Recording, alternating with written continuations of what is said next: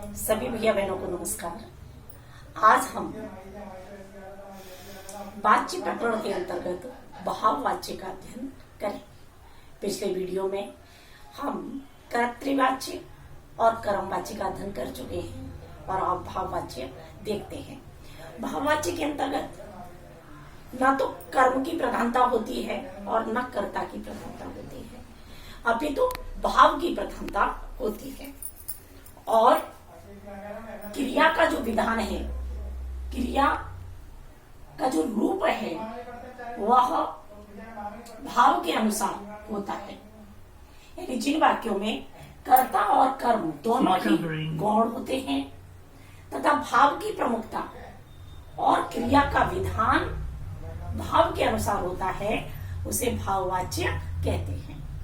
न कर्म की प्रधानता होती है और न कर्ता की प्रधानता होती है, अपितु भाव की प्रधानता होती है। उदाहरण के माध्यम से देखते हैं कि पक्षियों से उड़ा जाता है, वृद्धा से चला नहीं जाता, रोगी से उठा नहीं जाता, सीता से रोया नहीं जाता। अब इन वाक्यों को नीचे से घटित करेंगे। देखिएगा कि भाववाच्य में अकर्मक क्रिया का प्रयोग होता है। पहली बात क्या कि भाववाच्य में अकर्मक क्रिया का प्रयोग होता है। दूसरा देखते हैं, इसमें क्रिया के भावों की प्रमुखता होती है। यानी क्रिया के अंतर्गत किसकी प्रमुखता होगी? भाव की। इसमें प्रयुक्त क्रिया एक वचन, अकर्मक, पुल्लिंग तथा अन्य पुरुष में होती है। इसकी क्रिया किसमें होगी? एक वचन में होगी, अकर्मक होगी, पुल्लिंग होगी और अन्य पुरुष में होती है। इन वाक्यों में असमर्थता प्रकट करने के लिए नहीं का प्रयोग किया जाता है। और ध्यान देने बात एक बात और भी है कि अकर्मक क्रिया का कर्मवाच्य ही भाववाच्य होता है। यानी कि जो अकर्मक क्रिया हो तो अकर्मक क्रिया का कर्मवाच्य ही भाववाच्य होता है। अब हम क्या ध्यान देंगे कि कर्तृवाच्य से भाववाच्य बनाना। कुछ बिंदुओं पर ध्यान देते हैं कि सबसे पहले कर्ता के साथ से या द्वारा विभक्ति चिन्ह का प्रयोग लगा दिया जाता है। किसका प्रयोग करेंगे? कर्ता के साथ में से या द्वारा विभक्ति चिन्ह का प्रयोग किया जाएगा। और दूसरा, क्रिया एक वचन अन्य पुरुष में रखनी चाहिए। किसमें होगी? क्रिया एक वचन की होगी और अन्य पुरुष में होगी। और क्रिया का भूतकालिक रूप बनाकर जाना क्रिया का प्रयोग किया जाता है। जैसे कुछ उदाहरण के माध्यम से हम कर्तृवाच्य से भाववाच्य बनाना देखते हैं। कैसे बनाए गए हैं देखिएगा कि विभोर हंसता है। विभोर ये करता है और हंसता है, आप देख रहे हैं, अकर्मक क्रिया है क्योंकि पूरा प्रभाव किस पर पड़ रहा है? कर्ता पर पड़ रहा है।